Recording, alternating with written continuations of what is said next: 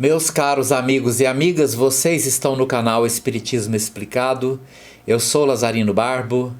Antes de começar nosso vídeo de hoje, eu vou te pedir que ajude o nosso canal a crescer. Inscreva-se no nosso canal, compartilhe com seus amigos, ative o sininho das notificações para que o YouTube possa avisar você dos novos vídeos. Hoje nós vamos falar sobre a racionalização da culpa.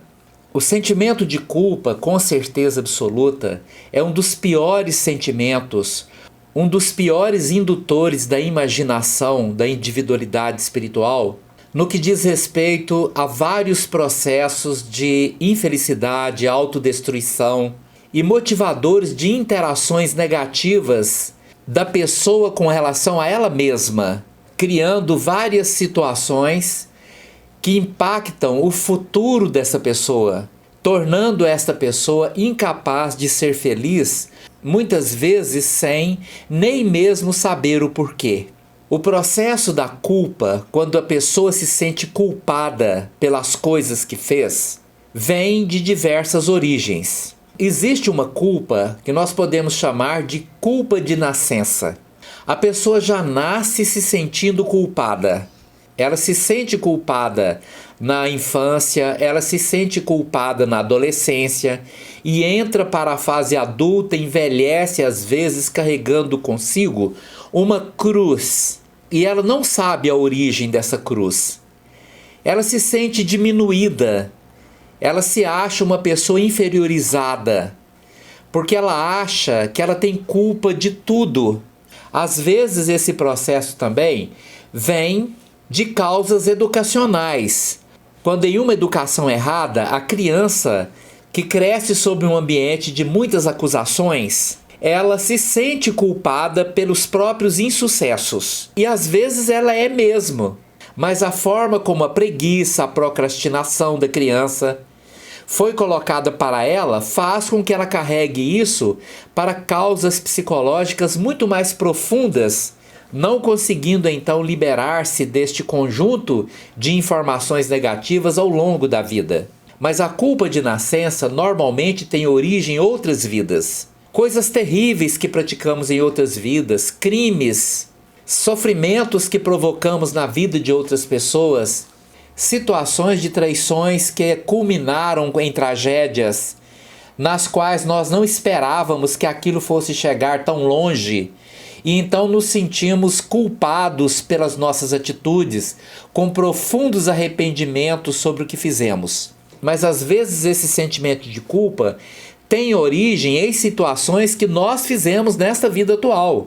Alguém que cometeu um crime, alguém que traiu, alguém que provocou um aborto, alguém que agiu de uma certa forma e ficou profundamente insatisfeito com a forma que agiu, com a maneira que reagiu dentro de determinadas circunstâncias, deixou-se levar pelos instintos, não pensou, agiu errado e depois não consegue se perdoar diante das ações provocadas e que muitas vezes agora não tem mais como consertar. Às vezes a pessoa que nós prejudicamos já desencarnou, nós não temos como mais pedir perdão.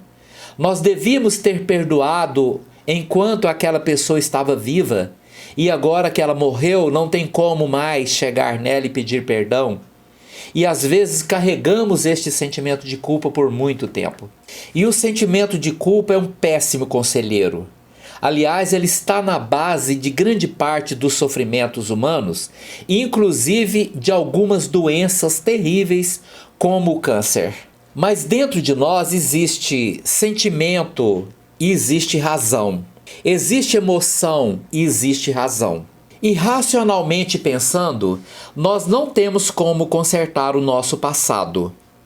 Eu não tenho como voltar no tempo e desfazer o que fiz. Porque eu já fiz. E uma vez que eu fiz, eu não tenho como desfazer.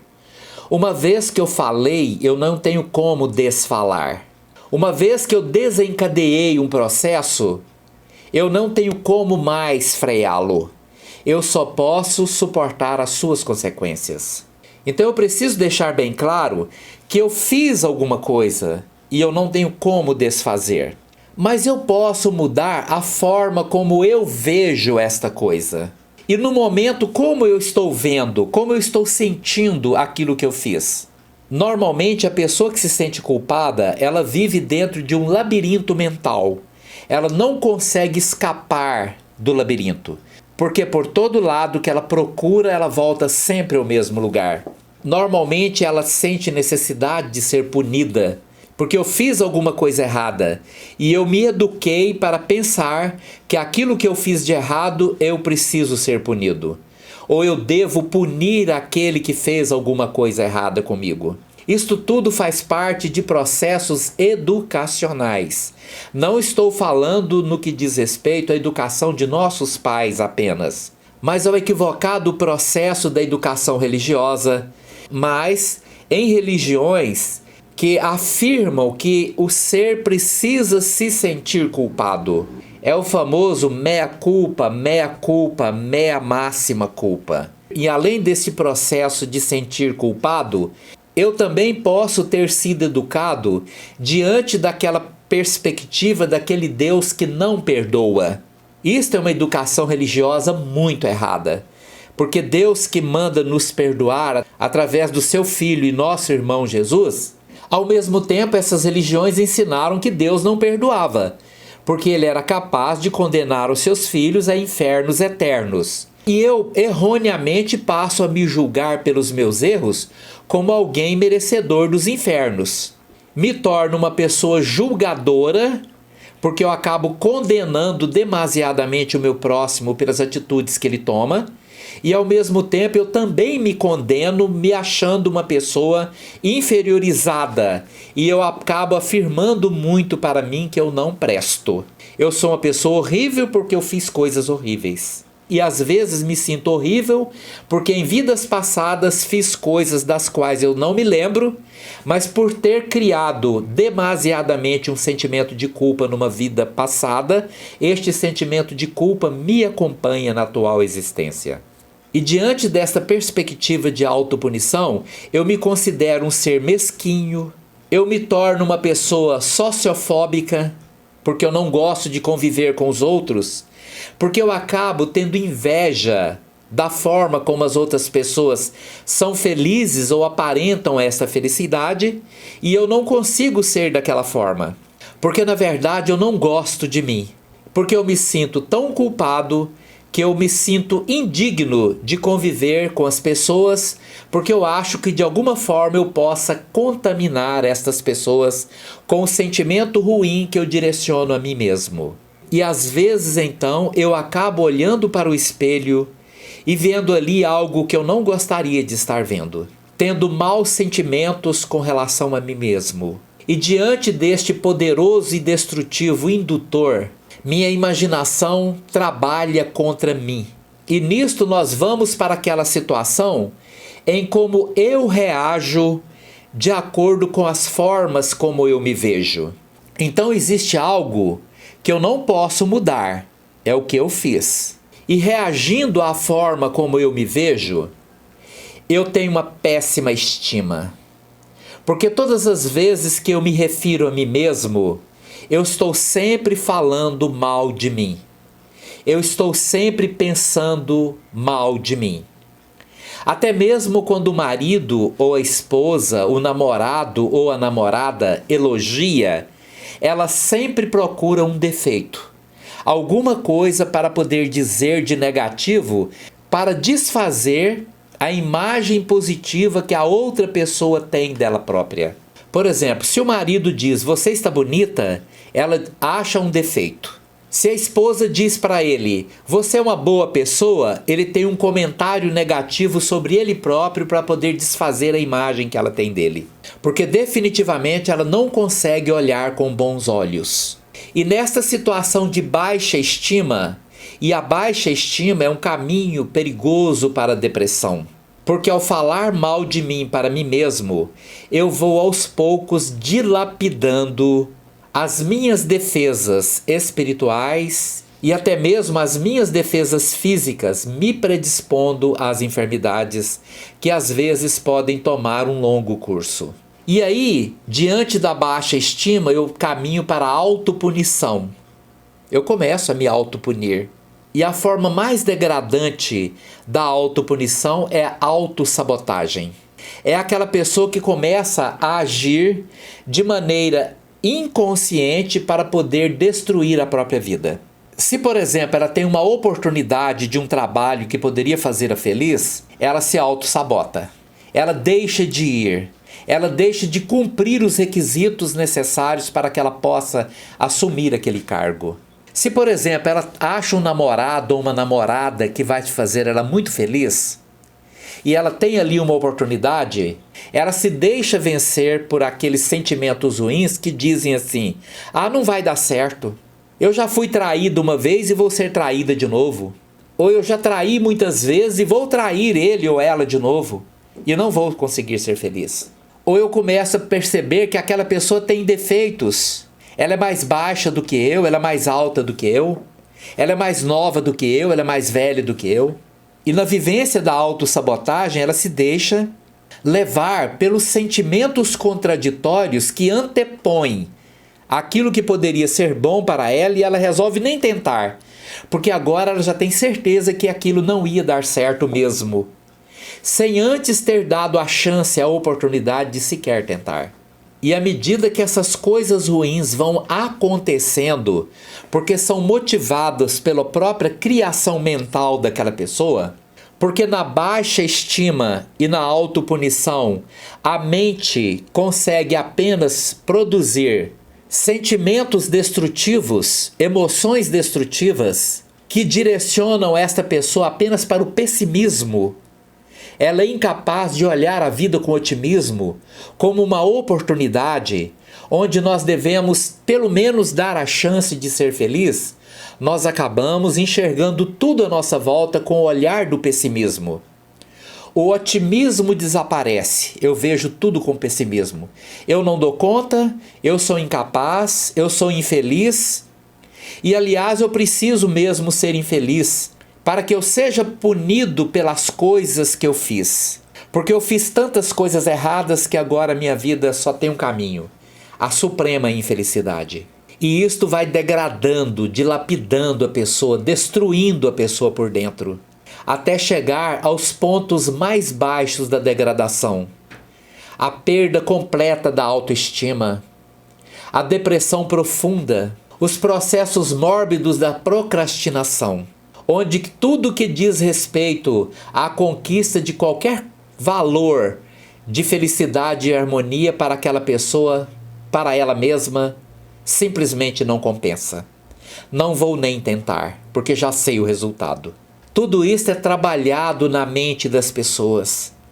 Muitos encarnados vivem assim, e uma quantidade enorme de desencarnados vivem isto na mais intensa e poderosa força mental destrutiva, porque no plano espiritual tudo é mais intenso. E espíritos desencarnados, vivenciando estas tragédias mentais, decaem terrivelmente para a condição de espíritos obsessores, muitos deles inconscientemente se associando a encarnados que também comungam das mesmas ideias, criando processos altamente destrutivos de infelicidade que destrói a vida das pessoas.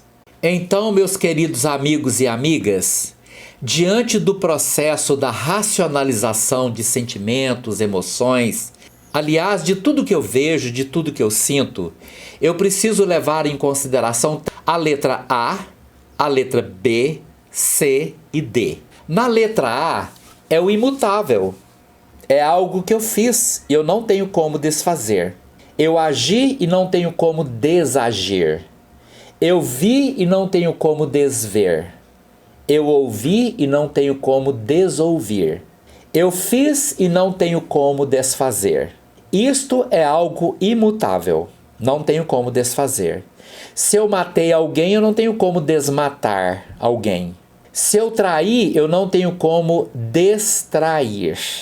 Se eu trago uma culpa de nascença, eu não tenho como voltar numa vida anterior para poder desfazer as coisas que eu fiz e que hoje me faz sentir profundamente culpado e eu não tenho como mudar isso.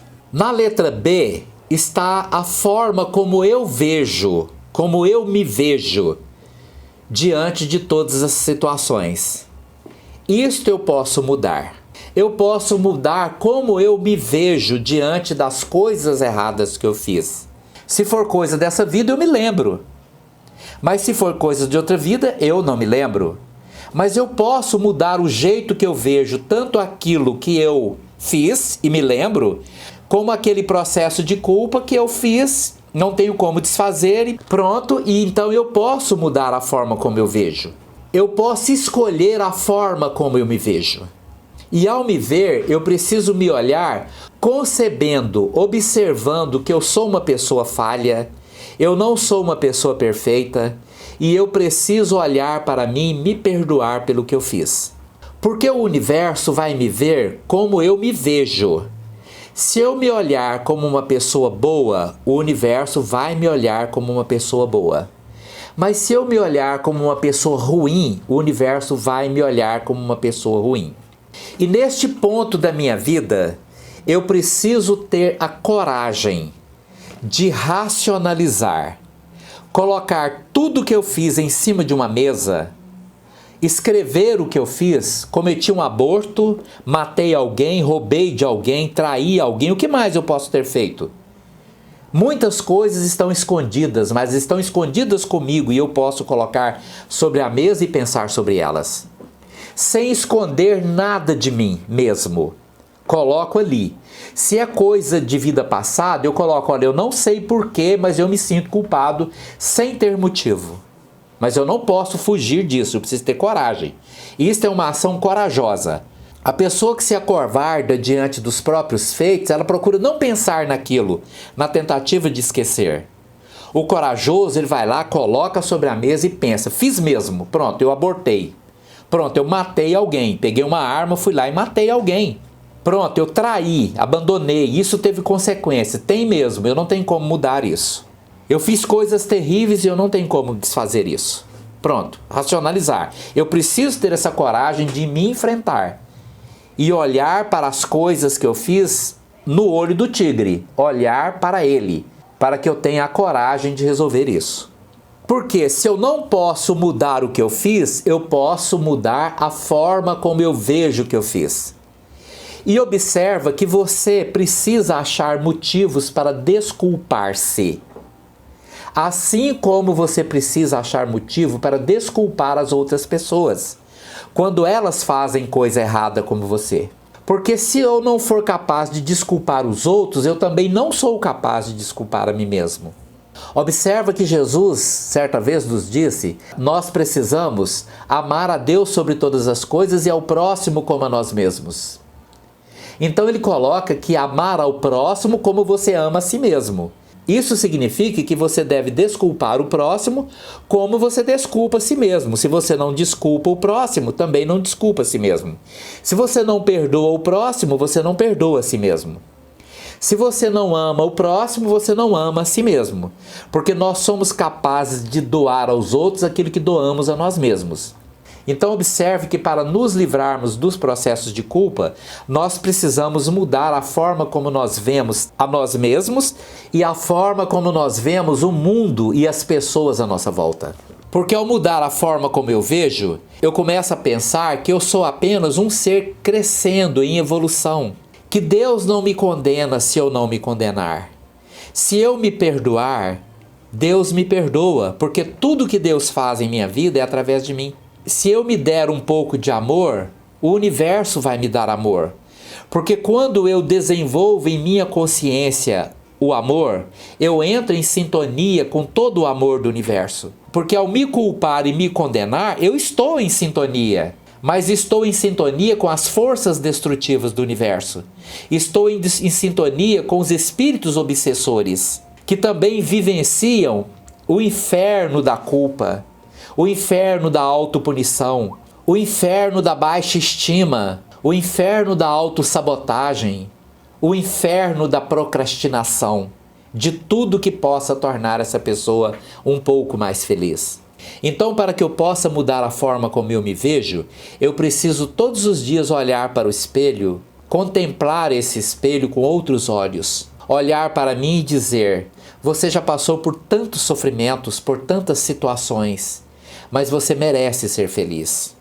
Esta figura cujo reflexo está aqui na minha frente é um ser divino que precisa, que merece ser feliz. Lá naquele passado, quando eu cometi aqueles erros terríveis, eu não era a mesma pessoa que sou hoje. Eu era uma outra pessoa. Naquele momento eu era uma pessoa muito mais ignorante, sem conhecimentos, sem os princípios que eu tenho hoje. Então eu não sou mais aquela pessoa. Eu sou uma nova pessoa, um novo ser. E eu posso e vou fazer da minha vida um novo começo. Não importa o que eu fiz. Não tem problema o que eu fiz. Porque eu sou capaz de desculpar a mim mesmo e desculpar as outras pessoas que cometem erros iguais a mim. Porque quanto maior é a culpa que uma pessoa sente em relação aos seus próprios atos, maior é a indignação que essa pessoa tem quando outra pessoa faz a mesma coisa que ela fez.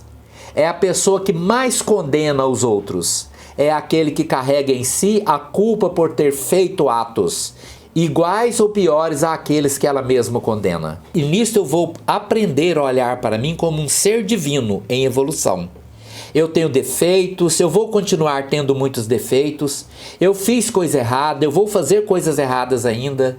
Eu não tenho como vencer todos os obstáculos que me separam de minha evolução em um só momento. Eu vou reencarnar ainda muitas vezes até atingir a comunidade dos espíritos puros, onde não há mais maldade, nem rancores, nem mágoas e nem quedas. Mas até lá eu não vou deixar de me amar pelas quedas que eu já tive e muito menos pelas quedas que ainda terei. Porque se eu não posso mudar o que eu fiz, eu posso mudar a forma como eu me vejo. E eu posso mudar a forma como eu reajo diante da forma que eu me vejo atualmente. Mas mudando a forma como eu me vejo, eu passo para a letra D, que é como eu devo reagir. E dentro desta minha perspectiva de um novo começo, eu vou começar aprendendo a perdoar as outras pessoas pelas coisas que elas fazem. Por exemplo, da próxima vez que eu ver aquele programa de TV que expõe as misérias humanas, os jornais que expõem aqueles criminosos, aquelas pessoas que fazem coisas terríveis, eu vou olhar para essas pessoas com compaixão, porque eu também preciso desta compaixão. Porque se eu for capaz de olhar para os outros com compaixão, eu serei capaz de olhar a mim mesmo com compaixão.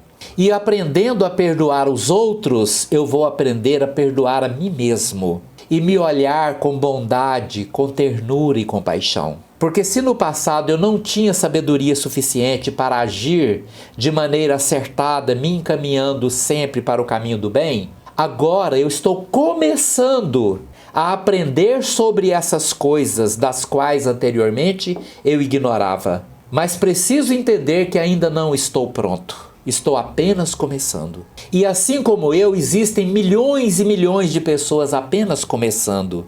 E outros tantos que nem sequer abriram os olhos para isso. Porque se encontram ainda sob o império da mais profunda ignorância de onde eu estou tentando sair. Então eu me perdoo, porque eu perdoo todo mundo. Porque eu não estou nem aí pelos que os outros fazem. Porque eu sei que eu não sou diferente deles. Do mesmo jeito que os outros erram, eu também erro. Porque como os outros são falhos, eu também sou. Mas eles não merecem ser condenados pela sua ignorância. Porque ao olhar para os outros com ternura, bondade e compaixão, eu também passo a me olhar com os mesmos olhos de ternura, bondade e compaixão. Porque se os outros são capazes de fazer coisas erradas pela própria ignorância, eu também tenho a mesma potencialidade, porque não sou diferente de ninguém. E meu orgulho não pode ditar o meu comportamento com relação aos outros. Mas se eu agir com humildade, esta humildade será para mim um marco importante no meu progresso espiritual. e me olhando com amor, ternura, bondade e compaixão, e olhando para as outras pessoas com bondade, ternura e compaixão, eu vou aprendendo a conviver com os meus defeitos, com os meus erros, com o meu sentimento de culpa, que agora não preciso me olhar desta forma, porque agora os olhos com que eu me olho são outros. Eu obedeço ao meu divino Mestre Jesus, porque meus olhos agora são bons. Porque se os meus olhos forem bons, tudo à minha volta terá luz. Mas se meus olhos forem maus, tudo à minha volta será tenebroso. E existe uma figura muito importante, um seguidor de Jesus que nos exemplificou essa atitude, onde o ser falho, fanático, perigoso, assassino, cruel, deu a grande guinada na sua vida. E esta pessoa é o apóstolo Paulo.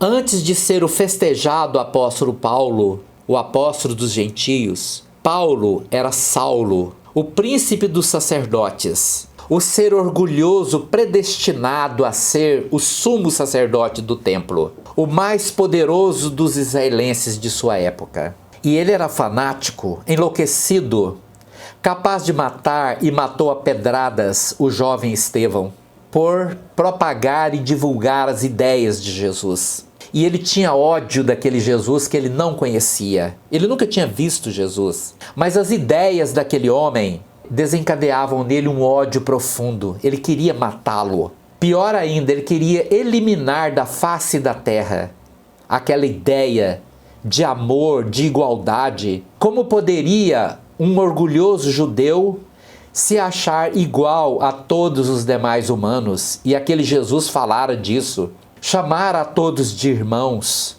e naquele ódio profundo ele quis matar e matou. Condenou o jovem Estevão a ser apedrejado até a morte, e participou do apedrejamento.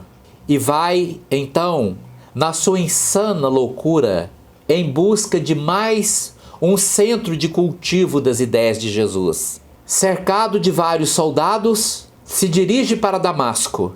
No caminho, encontra com Jesus. E eu, na minha ignorância, fico pensando, naquele encontro, quantas coisas passaram pela cabeça de Saulo, quando ele olhou para aquela luz à sua frente, se envolveu dentro daquela claridade amorosa que fez com que ele reconhecesse a enormidade dos seus erros. Ele cai por terra, olha para si mesmo, olha para tudo que ele tinha feito, a dor do jovem sendo apedrejado, a dor da tortura dos discípulos de Jesus que ele mandava açoitar, olha para a grande derrocada humana, mas naquele momento ele racionaliza tudo. Ele não se deixa levar pelo remorso mórbido motivado pela culpa, ele não se deixa dominar pela culpa, ele sequer pede perdão. Ele apenas olha para aquele ser e enxerga ali a grande motivação de um novo começo. E pergunta para o mestre: Senhor, o que queres que eu faça? Para nós, espíritos imperfeitos, habitantes de um planeta de expiação e provas, não há exemplo maior do que esse. Então, para racionalizar nossas culpas, nós precisamos agir como Saulo, mudar a forma como nós nos vemos, considerando que aquilo que fizemos não tem mais conserto. Eu apenas posso tornar a minha vida a partir de agora um novo começo. Se vier consequência de meus atos praticados, os quais eu não posso mudar, eu vou suportar todas essas consequências. Mas eu não vou ficar ruminando maus sentimentos com relação a mim mesmo. Preciso olhar para o meu passado e dizer: dane-se o meu passado, porque daqui para frente eu vou olhar para frente. Eu vou me dar a oportunidade de fazer um novo começo. Vou me dar a oportunidade de fazer os outros felizes. E vou me dar a oportunidade de também ser feliz. Que Jesus te abençoe e te proteja nessa sua nova jornada. Muito obrigado pela sua atenção. Se você gostou desse vídeo, deixe aí o seu like. Muito obrigado por você estar aqui.